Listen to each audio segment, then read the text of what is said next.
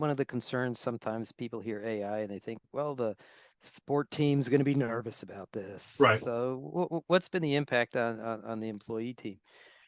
It's been pretty positive. We approached it as we don't necessarily want to grow resources. I don't want to have to be as our, here at FastSpring, as we're bettering our customers and onboarding new customers and all those things.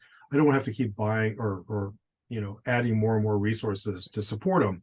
This type of technology kind of goes hand in hand. And when we explain that to our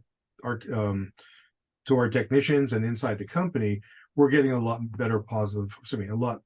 positive result on how they're approaching it. And they're also part of the solution, right? So a lot of times it's, what do we want to do next in our scenarios? What's going to make it better for you as a support agent in your day-to-day task? Where can this technology help us make the job easier?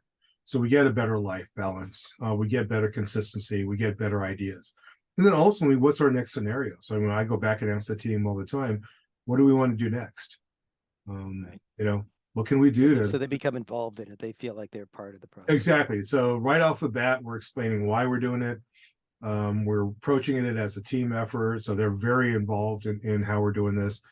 And this has been very successful for us.